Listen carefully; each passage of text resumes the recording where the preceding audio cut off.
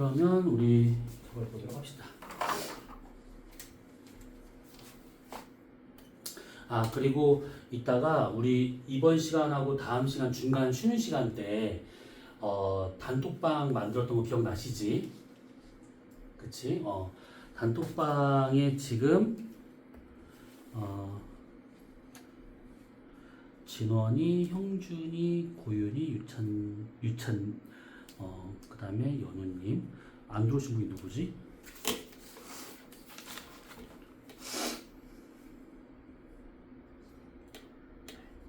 명인데 진원이, 형준이, 고윤이,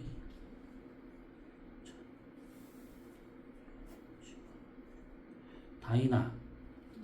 안 들어왔지? 그 다음에 송이도 여기 반명이 요놈이야. 그래서 카카오톡 오픈 채팅방 들어가서 이거 검색해가지고 들어와야 돼. 들어올 때는 실명으로 들어와야 돼. 실명으로. 자, 그러면 우리 보도록 합시다. 자, 몇 번을 볼까? 문제를.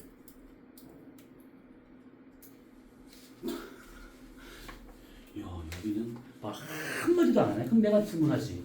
자, 그러면 고윤 씨. 자, 질문이야. 질문 안 했으니까 내가 질문할 거야. 자, 쉬운 거야. 첫 번째 질문은 쉬운 거야. 자, 정상우주론과 그다음에 빅뱅우주론 두 가지가 있었던 거. 자, 정상우주론과 빅뱅우주론에서 질량이라고 하는 거를 생각해서 썼을 때, 자, 정상우주론은 우주가 팽창함에 따라서 질량이 증가한다, 감소한다, 일정하다. 증가한다.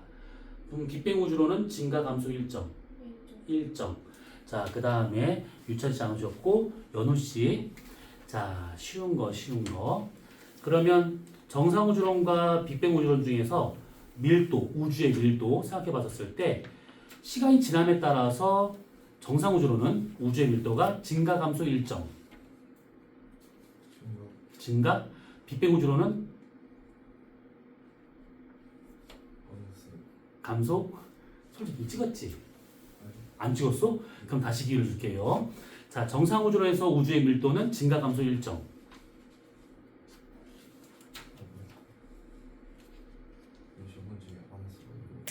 지난주에 안 하셨나? 그랬구나. 미안. 안 하는데 그 질문했구나. 미안해. 그러면 형준이가 대답 잘해줄 거야. 잘 들어봐봐. 일정. 그럼 빅뱅우주론은 감소. 잘했습니다. 자, 그 다음에 다인 씨.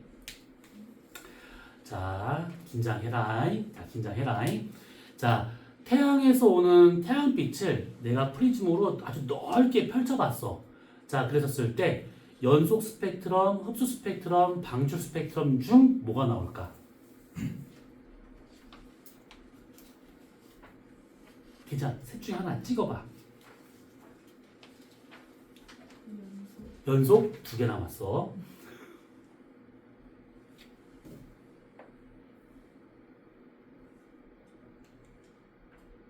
흡수와 방출 중에 방출 1개 남았어. 에이, 진짜 흡수 스펙트럼이지. 자, 그러면 리나 처음 왔다 하더라도 질문할 거야. 내 맘이야 이거는. 상처받지 마. 자, 아주 쉬운 거야. 중학교 때 배웠던 거야.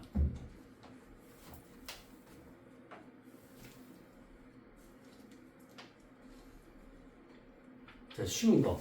자, 지표에서 위로 올라갈수록 대륙권, 성층권, 중간권, 열권 있지? 아주 쉬워. 자, 중간권은 위로 올라가서 온도가 떨어져. 그치? 왜 떨어질까?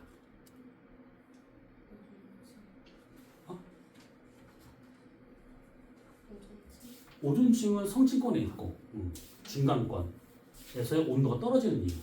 위로 올라갈수록. 왜 나만 서술형이에요? 지금 이건가? 가물가물해? 사실 이거 뭐 학교에서 잘 안 했을 거니까. 자, 알겠습니다. 자, 그러면 여기 지난주 숙제와 같은 경우에는 문제가 좀 이렇게 어려운 것도 있었고 쉬운 것도 있었고 막 했었을 거야. 그런데 만약에 어려운 게 있다. 그러면 패스하면 돼. 지금 당장은 몰라도 돼. 그리고 풀 수 있을 만큼만 쭉 풀면 되는 겁니다. 그래서 뭐 따로 좀 질문이 없으니까 요거는 우리가 다음에 보기로 하고, 자, 우리 교재로 넘어갑시다. 교재. 자, 교재를 보시게 되면,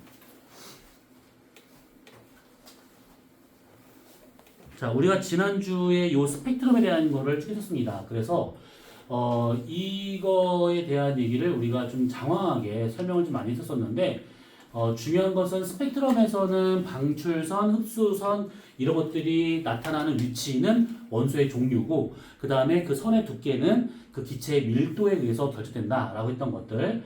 그 다음에 별빛의 스펙트럼을 분석을 했었을 때 100% 모든 별은 다 흡수선이 나타납니다. 방출선 나타나는 별은 없어. 그래서 태양도 별이기 때문에 여기 나와 있는 것처럼 흡수 스펙트럼이 나타난다. 이렇게 이해하고 넘어가면 돼요.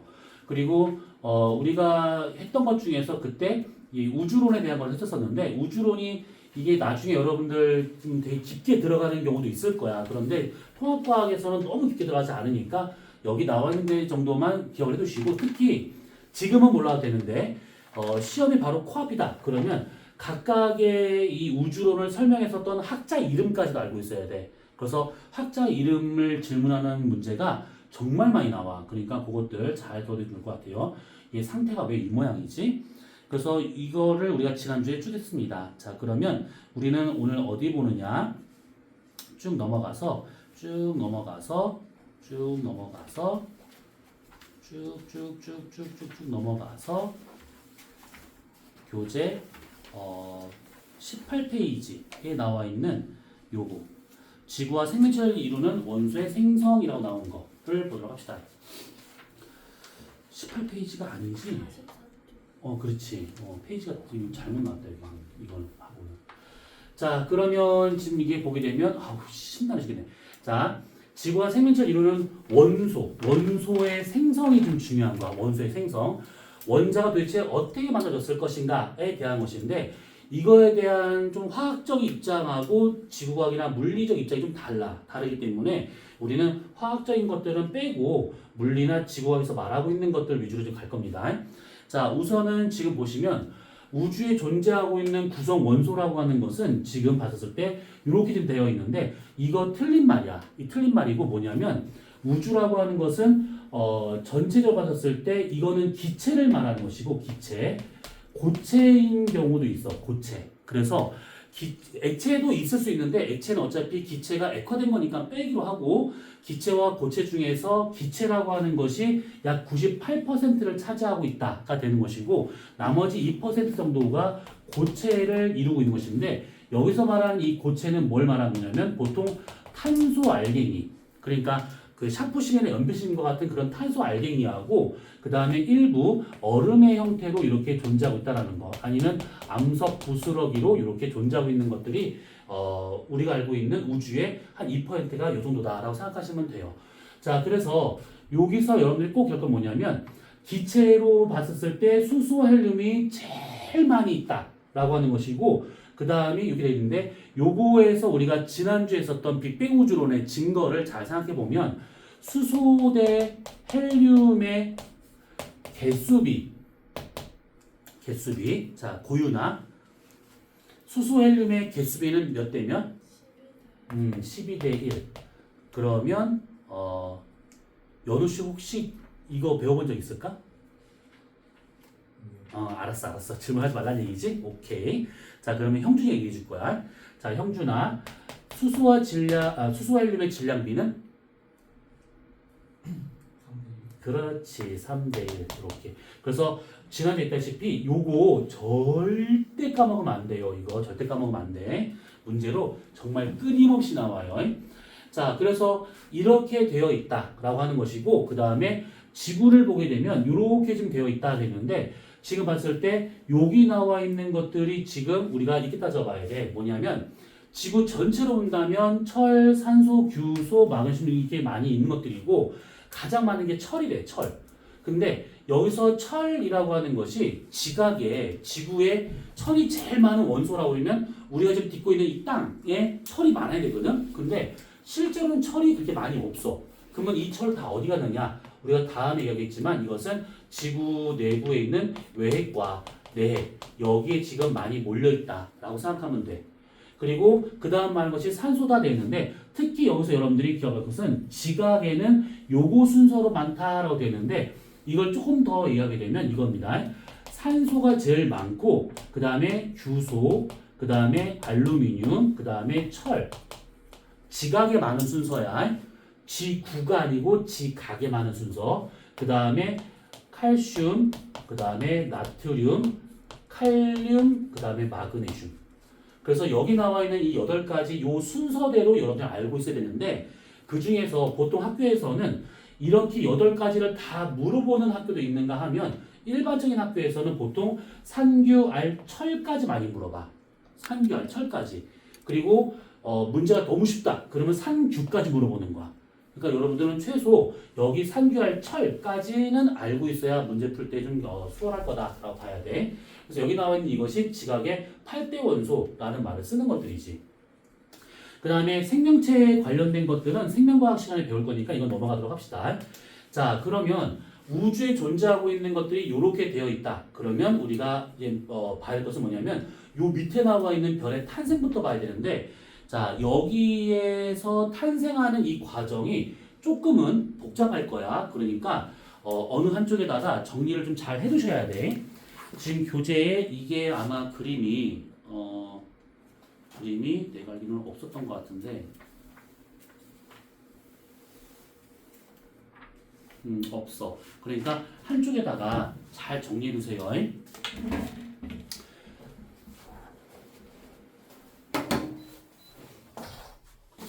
내용이 꽤 많아.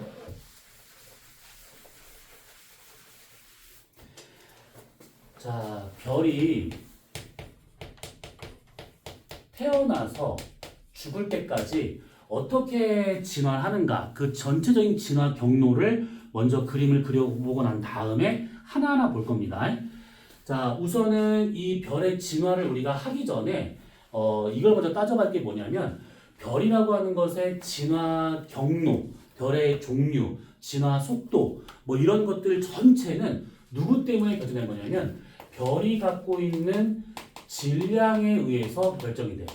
질량이 크냐 작냐에 따라서 이거 달라집니다. 자, 이랬었을 때 별의 질량을 표현할 때 보통 어떤 걸 기준으로 삼냐면 태양 질량을 기준으로 삼아. 태양 질량. 자, 여기서 태양 질량이다라고 하는 것은 우리가 계산을 통해서 이제 태양의 질량을 구할 수가 있어. 근데 우리가 지금 그걸 할 건 아니고 태양 질량을 했었을 때 보통 기호를 많이 쓰는데 어떻게 쓰냐면 태양 그러면 이렇게 동그라미에다 점을 찍어.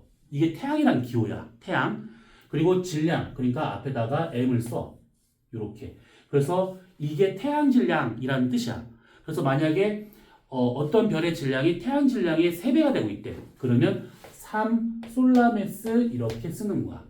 태양 질량이 3배다. 이런 식으로. 그래서 태양 기준으로 해가지고 이렇게 별의 질량을 나타내는 거구나. 자, 그러면 만약에 별이 이렇게 있다라고 한번 가정해보자. 별이 있어 이렇게.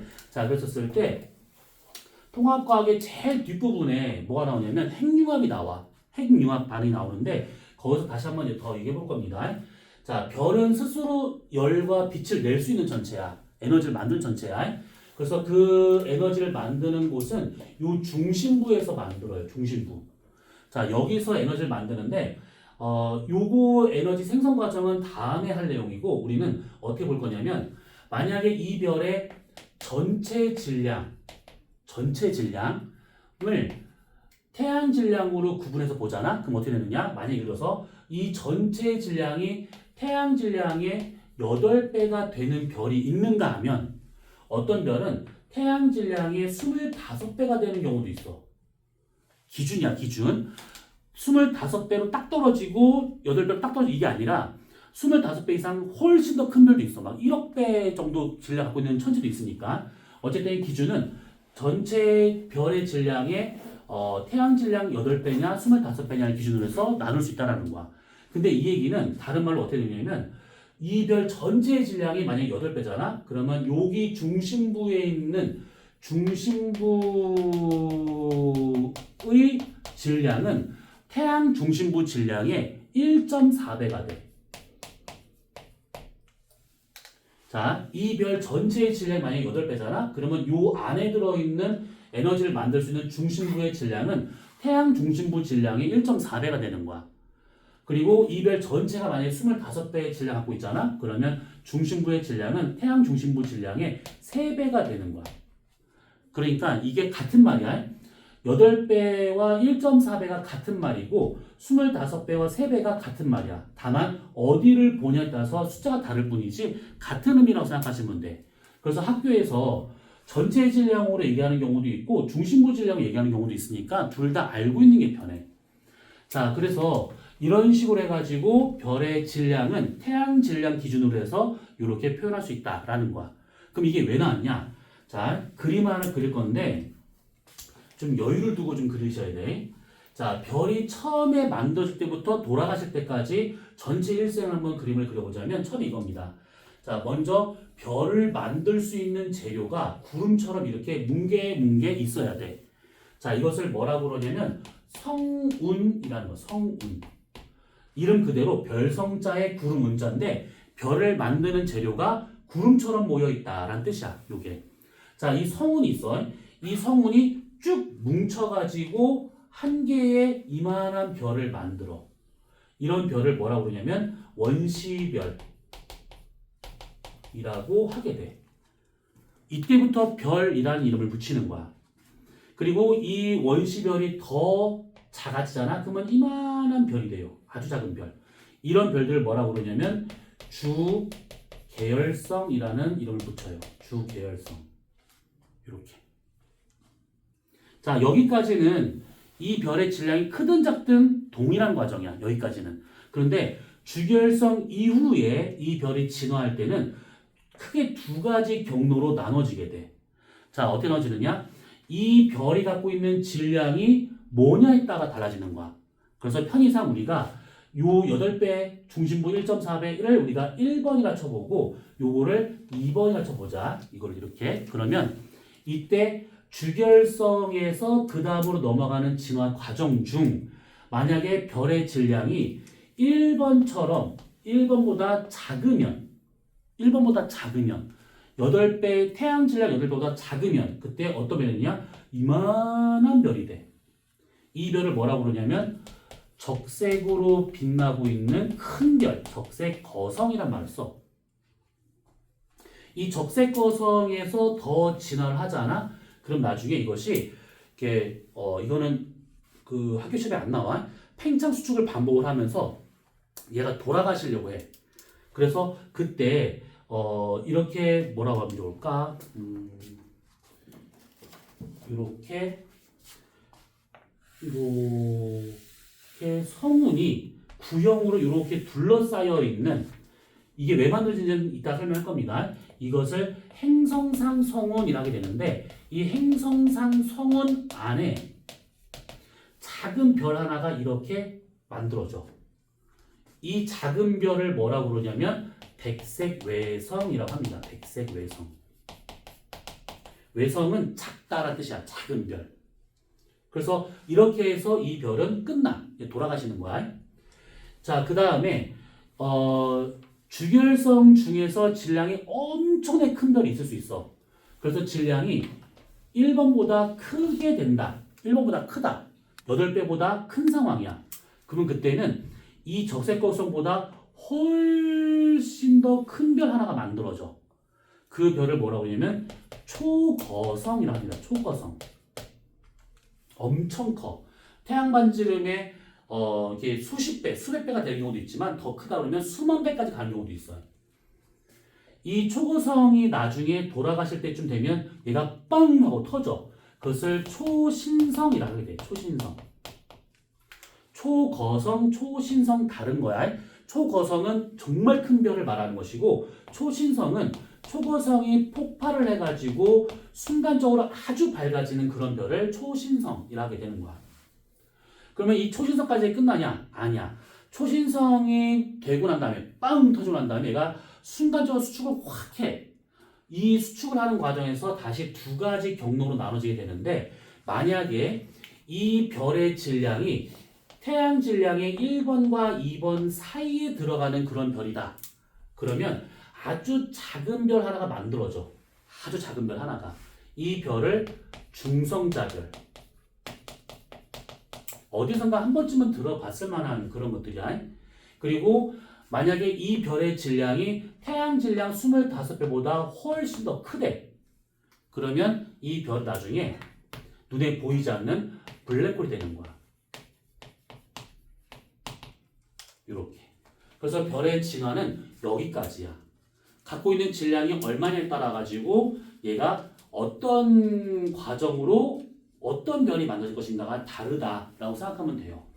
자, 이렇게 구분을 해서 딱 보게 된다고 그러면 우리가 이렇게 따져볼 수 있는 게 주결성이나 원시성 뭐 여러 가지 별이 있을 것인데 여기서 가장 중요한 것은 누구냐면 여러분들은 이거를 잘 기억하셔야 돼.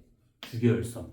요거. 왜 그러냐면 별이 태어나서 죽을 때까지 얘가 전체 수명이 있을 거잖아. 그 수명 중에서 주결성 한 단계로 보내는 시간이 약 90% 정도를 보내. 그러니까 별이 만약에 100년을 살았어. 그러면 주결성으로서 90년을 사는 거야. 가장 긴 단계가 주결성이야, 요게. 그리고 여기가 대략 5에서 한 8% 정도. 요 앞쪽이 한 2% 정도. 그래서 뒤쪽의 시간이 앞쪽보다는 조금 더 길긴 하지만 전체로 봤을 때는 얘가 제일 긴 시간을 보낸다. 이렇게 보면 되는 겁니다. 자, 우선 여기까지는 대강 이해가 됐지? 대강. 그래서 지금 요거를 이제 알고 이제 우리가 하나하나 이제 볼 거다라고 생각하면 돼요. 자, 그러면 거기 교재를 한번 봅시다. 교재 몇 페이지입니다. 84야? 44야? 44페이지 한번 봅시다. 그러면 거기에 별의 탄생이라는 것이죠. 별의 탄생. 자, 그게 보면 우선 글을 봐봐. 별은 온도가 낮은 성운 내부 밀도가 큰 영역에서 탄생한다라고 되어 있는데 이게 무슨 말이냐?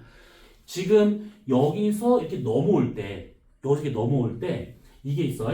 이 성운은 겁나 커. 너무 커. 얘가 어느 정도냐면 예를 들어서 만약에 이 건물만해. 이 건물만한 성운이 있잖아? 그러면 이 성운이 뭉쳐서 별이 되면 이때 이 별의 크기는 이 교실만한 거야. 그러니까 성운 전체의 부피는 어마무시하게 큰데 그게 뭉쳐서 이만한 별이 된다라고 생각하면 돼요. 자, 그러면 이렇게 돼야겠지? 성운이 중심부 쪽으로 수축을 해야 돼. 그치? 이렇게. 중심부 쪽으로 수축을 해야 돼. 이렇게. 그때 중심으로 수축하는 요 힘을 뭐라고 그러냐면 중력 수축 에너지라고 합니다. 중력 수축 에너지. 자, 그런데 아까 우리가 우주를 구성하고 있는 물질을 생각해 봤을 때 기체와 고체 중에 기체가 압도적으로 많아. 성운도 마찬가지로 기체와 고체 중에서 기체가 압도적으로 많아. 그러면 만약에 중력 수축 에너지에서 얘가 꽉 눌리잖아, 이렇게. 그러면 기체는 물론 다른 것도 마찬가지 하겠지만 이렇게 쭉 수축을 하게 되면 온도가 올라갈 수밖에 없어. 온도가 올라가잖아? 그러면 기체는 팽창하려고 하는 힘이 나타나겠지. 온도가 올라가는 거니까. 그래서 안에서 바깥쪽으로 밀어내려고 하는 요 팽창하는 힘이 나타나게 되는데 이 힘을 뭐라고 그러냐면 기체압이라고 표현해요. 기체압. 아니면 압력차. 이렇게 문제에서는 그렇게 나올 수도 있어. 자, 그러면 성운이 수축을 해서 별이 되기 위해서는 아무래도 중력 수축 에너지와 기체압 중에서 누가 더 커야 되느냐? 라고 한다면 수축 에너지가 더 커야 돼. 그래야지만 뭉쳐서 별이 될 수 있다는 거야. 아, 그러면 원시성이 되기 위해서는 결국 중력 수축 에너지의 값이 기체압보다는 커야지만 가능한 거구나. 라고 하는 것을 알 수 있는 것이고 그러려면 어떤 특징이 있어야 되느냐? 중력 수축 에너지라고 하는 것은 이게 질량을 갖고 있는 물질은 만유 인력이 존재하기 때문에 끌어당기려고 하는 인력이 작용하게 돼. 그게 여기서는 중력 수축 에너지야. 그래서 요 성운 전체가 갖고 있는 질량 또는 밀도에 의해서 결정되는 힘인데 밀도가 크면 클수록 중심으로 끌어당기는 힘이 커지는 거야. 밀도가 크면 클수록 질량이 많으니까 인력이 커지면서 중심으로 쫙 끌어당기는 것이지. 반면에 기체압이라고 하는 것은 내부 온도에 따라서 바깥으로 밀어내는 팽창하는 힘이기 때문에 얘는 이 성운의 내부 온도에 의해서 나타난 힘이구나. 온도가 높을수록 팽창하려는 힘이 더 커지는 거구나. 그래서 원시성이 되기 위해서는 중력 수축 에너지가 기체보다 커야 된다라고 하는 것은 밀도가 높아야 되고 온도가 낮아야 된다라는 뜻이야. 성운 자체가 밀도가 커서 얘가 커야 되고 온도가 낮아서 기체압이 작아야 돼. 자, 그래서 이거 꼭 껴보셔야 됩니다. 이거 서술형이나 아니면 단답형 잘 나와. 별이 생성되기 위한 조건. 별이 생성되기 위한 조건은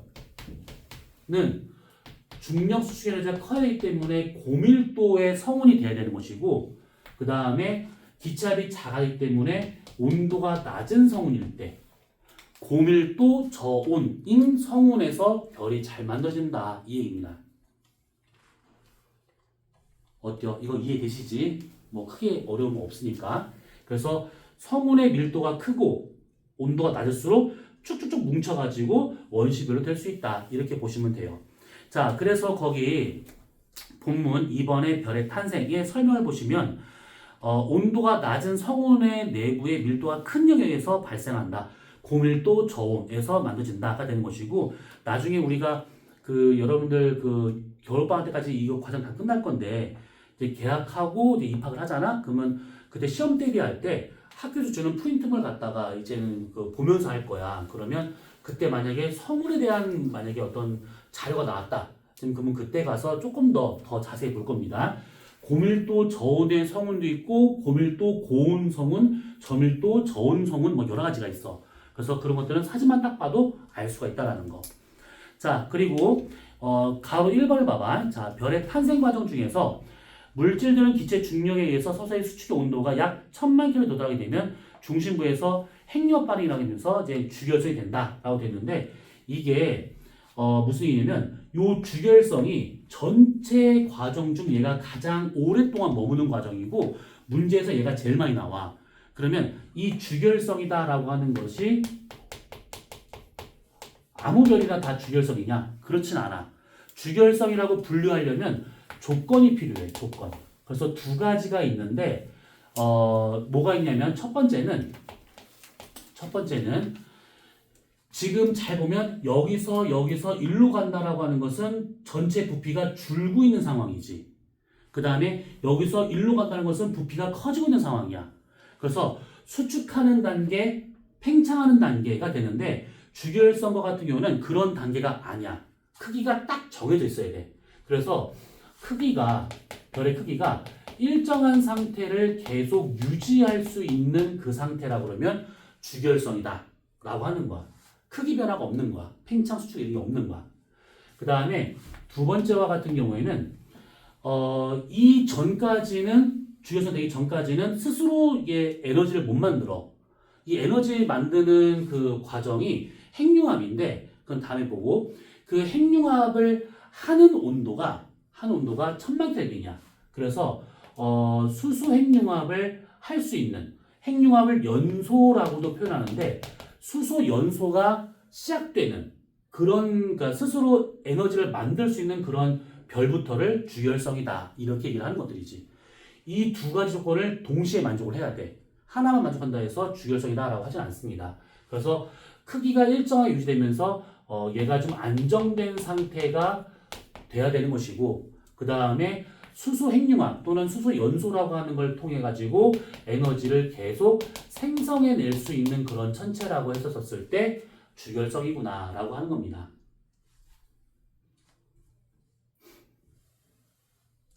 자, 그래서 거기 다시 한번 본문 돌아오게 되면, 자, 별의 탄생 과정 중에서 주결성이 있게 된다. 그래서 거기 지금 그림이 순서대로 나와 있는데 성간물질의 수축, 원시별 생성, 주결성의 탄생 이렇게 나온 것이 있어요. 그래서 우리가 지금 여기까지 지금 본 겁니다. 여기까지.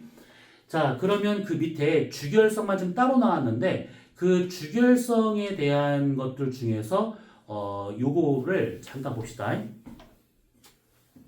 교재에 지금 그게 안 나왔으니까 여러분들 한쪽에다 좀 정리를 좀 해두실 필요가 있어요. 자, 뭐냐면 이 주결성이라고 하는 요 단계에 있었을 때 이 별의 질량이 이거일 수도 있고 이걸 수도 있는 거잖아. 질량이 클 수도 있고 작을 수도 있어. 자, 그랬었을 때 주결성은 종류가 두 가지 정도로 나눠지게 되는데 뭐가 있냐면 만약에 이 별이 갖고 있는 질량이 태양 질량의 2배보다 작은 경우와 갑자기 왜 2배예요? 8배인데? 그러니까 이거하고는 별개란 얘기야 지금. 그 다음에 어떤 별은 질량이 태양 질량의 2배를 넘는 경우도 있어요. 이렇게. 그래서 썼을 때 별의 내부 모양이 어떠냐 이걸 그럼 그림을 그려볼 건데 질량이 작은 쪽에 속한데 그러면 별이 이렇게 있잖아. 그러면 에너지를 만드는 곳 별이 에너지를 만드는 곳은 어디냐면 요 중심부에 있어요. 여기 중심부. 그래서 이 중심부를 뭐라고 그러냐면 중심핵이라고 보시면 돼요. 여기서 에너지를 만들고 있다라고 이해하면 되는 것이지. 자, 그러면 여기서 어떤 열이나 이런 걸 만들어내. 만들어낸 그 에너지가 어떻게 빠져나가는가 바깥으로. 그때는 처음에는 여기서 중심에서 열이 빠져나갈 때는 복사의 형태로 빠져나가. 복사의 형태로 이렇게 빠져나갑니다. 그래서 여기를 뭐라고 그러냐면 복사층.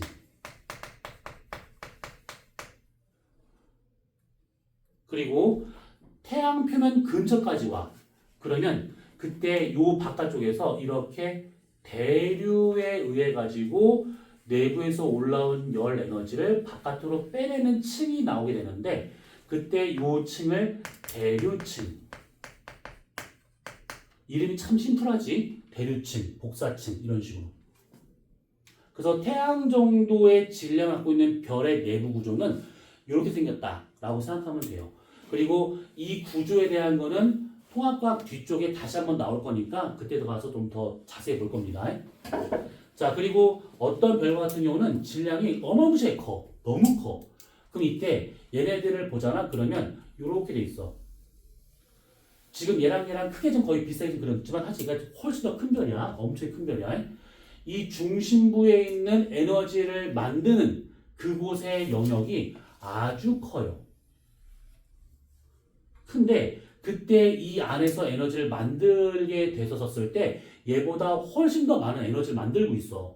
그러면 내부가 너무 뜨겁다는 얘기잖아. 내부가 뜨거운데 그 열이 빠져나가지 못하잖아. 그럼 별은 팽창하다 뻥 하고 터지는 것이지. 그래서 내부에서 만드는 그 많은 양의 열을 효율적으로 빼내기 위해서는 뭐 전도니 뭐 대류 뭐 이게 복산 이런 거는 필요 없어. 물질이 이동을 해가지고 직접 바깥으로 물질을 빼내는 게 열을 빼내는 게 제일 효율적이야.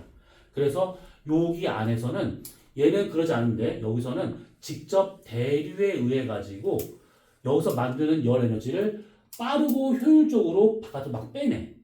그래서 여기를 뭐라고 그러냐면 대류가 나타나고 있는데 중심부야. 그래서 대류핵이라는 말 씁니다. 대류핵. 자, 이렇게 만들어진 열 에너지가 바깥으로 빠져나갈 때는 어떤 형태로 빠져나가냐면 복사의 형태로 빠져나가요. 복사의 형태로. 그래서 여기도 복사층이라는 말 쓰는 거야. 차이점이라 한다고 그러면 얘는 중심핵이 있고 복사층, 대류층 3개 층으로 구성되어 있지만 얘는 대류핵, 복사층 끝. 이렇게. 그리고 요 태양의 여기 별의 표면, 이 표면을 광구라고 해요. 광구. 초등 한자야. 빛 광자에 공 구자야. 빛나는 공. 그래서 우리가 눈으로 볼 수 있는 최대 한계가 여기까지다라고 생각하면 돼요. 그래서 이 광구를 보통 별의 표면이라고 보면 돼. 자, 그래서 이렇게 주결성이라고 하는 것은 태양 질량 2배 이상이냐 이하냐에 따라 가지고 내부 구조가 좀 다르다 이렇게 이해하시면 돼요. 그러면 지구 내부도 아직 확실하게 모르고 파본 적도 없고 파봤긴 했지만 지구 조직까지 가본 적도 없고 하는데 멀리는 이 별들 도대체 어떻게 알아요? 라고 하는 것인데 이게 불과 한 15년, 20년 전에는 이게 다 가설이었었어. 이게 이럴 거다. 그런데 지금 현재 기술은 어디까지 왔냐면 지상에서 망원경으로 태양을 보잖아. 그럼 우리는 태양 표면을 이렇게 보잖아. 근데 지금 있는 망원경 중에 그게 있는데 태양 안을 볼 수 있는 망원경이 있어. 그래서 태양 안을 봤더니 이 모양이야. 그래서 그 전에 가설로만 존재하던 그런 내부 구조가 지금은 사진으로 찍혀 나와 이렇게. 그래서 지금 이게 가설이 아니라 이렇다라고 딱 정해진 것들이지. 자, 우선은 요거가 이제 어떤 의미인지 알겠지? 요거. 자, 그래서 거기 지금 주결성이다라고 하는 본문 다시 봅시다. 주결성이다라고 되어 있는 그 부분에서 중심액의 온도가 1000만 켈빈 이상 됐었을 때, 그 다음에 가장 오래 시간을 보낸다. 그럼 이게 되고 있다. 아무튼 이게 되고 있는 요런 것들은 그냥 우선 읽어보시면 될 것 같고, 그 다음에 그 다음 페이지 위를 보시면 수소 핵융합 반응이라고 나온 것이 있어. 수소 핵융합 반응. 자, 이거에 대한 얘기를 여기서 안 할 수가 없어. 그러니까 잠깐만 좀 보도록 합시다. 리나, 너는 문과, 이과 어떤 거 생각하고 있어? 이과? 이과? 축하해. 다 이과 다 여기 다. 표정도 다 이과 생각났네. 자, 그 이과 중에서 이건 약간 여담인데 이과 정말 많은 과가 있잖아. 그 중에서 연봉을 따져봤을 때 이게 약간 좀 안 좋게 보일 수 있긴 하겠지만 가장 객관적인 자료니까 연봉으로 받았을 때 어느 과가 탑일까? 제일 연봉 높은 과.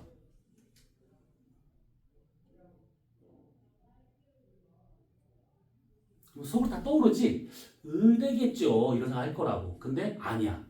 의대도 상위권에 랭킹되어 있는 과가 맞긴 한데 최상위는 아니야. 제일 연봉이 제일 높은 과.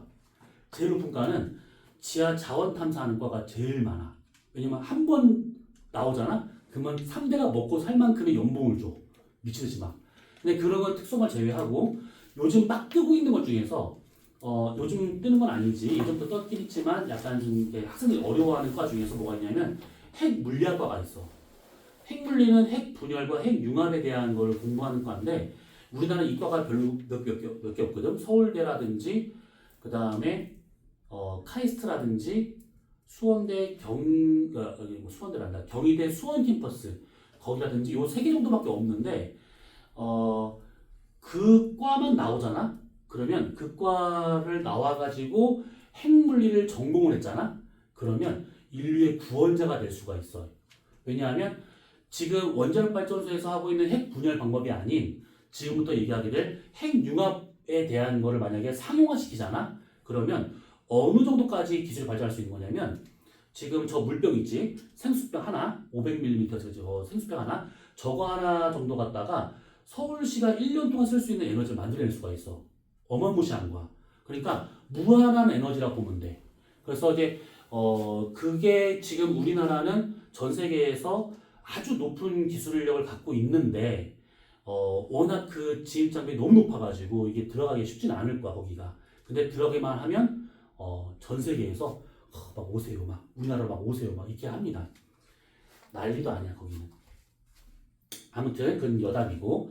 자, 그래서 우리가 지금 볼 것은 거기 지금 오른쪽 페이지 맨 위에 나와 있는 수소핵융합 반응을 볼 건데, 자, 여기 내용이 조금 어려울 수는 있으나 좀 보다 보면 좀 이해가 될 거야 이거는. 자, 수소 연소, 수소 핵융합. 자, 핵 분열과 핵 융합 두 가지 방법이 있어요.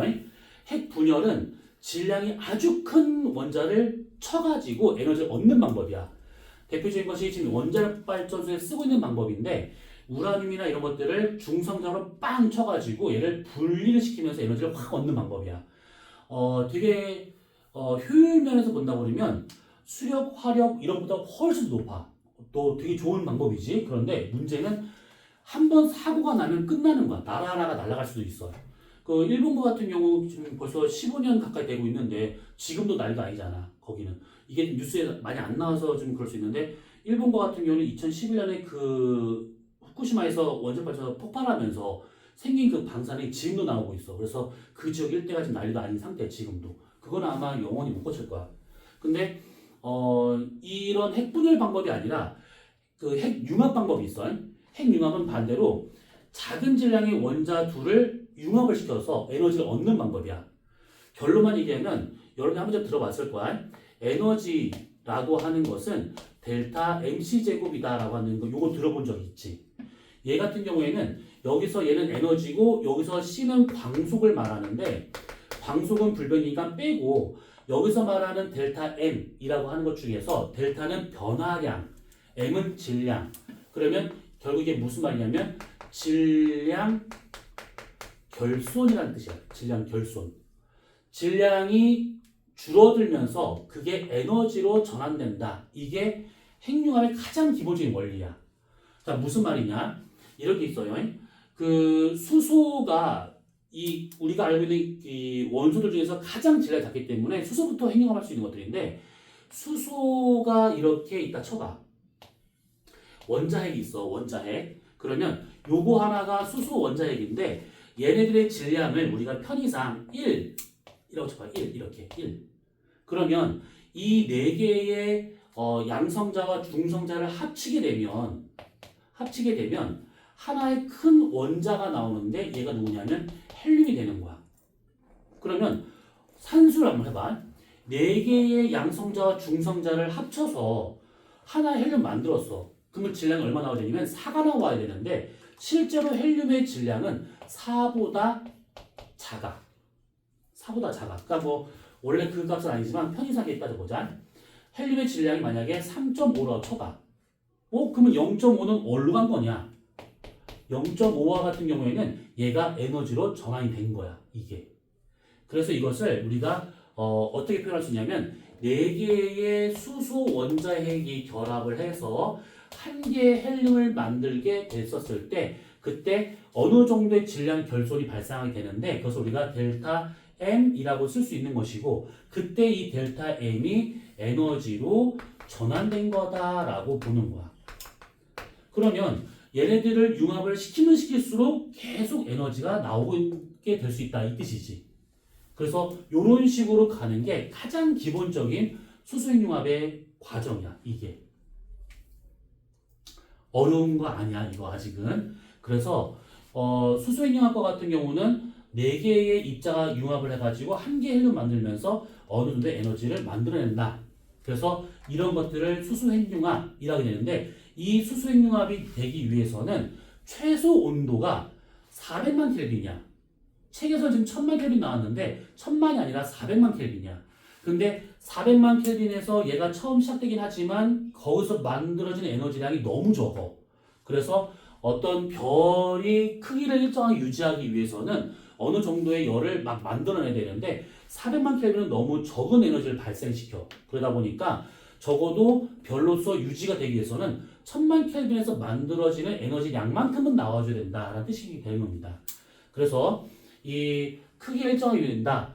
얘가 에너지를 만들어낸다 라고 했을 때 1000만 켈빈이다 라고 하는 이유가 얘가 400만에서 시작하긴 하지만 안정적인 에너지를 유지하려면 적어도 1000만 켈빈에서 만들어진 에너지 양만큼은 나와줘야 된다가 되는 거야. 자, 그래서 수소핵융합이다라고 하는 것은 이렇게만 우선 보고 넘어가자고. 이게 뒷단원에서 이 관련된 내용 요것만 단원이 따로 있어. 그래서 그걸 어차피 그때 할 때 하면 되기 때문에 지금은 굳이 우리가 이걸 들어갈 필요가 없습니다. 자, 여기까지 질문. 좀 나는 모르겠다.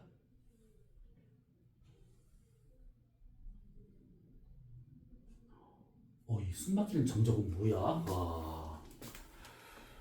형준아, 정말 다 이해하고 있는 중이지? 연우도? 자, 우선 칠판 한가득인데 이게 지금 처음 보는 사람이라면 와, 토 나올 것 같아요 이렇게 할 수 있긴 하겠지만 몇 번 문제 풀다 보면 똑같은 얘기 계속 물어봐. 똑같은 것만. 그러니까 그렇게 어려운 내용은 아닙니다. 통합과학이 어려워봤자 막 어렵게 나오진 않아. 물론 학교마다 다르긴 하겠지만. 자, 그러면 우리 수업 시작한 지 50분이 넘었으니까 잠깐 쉬었다가 그 다음 걸 좀 보도록 합시다.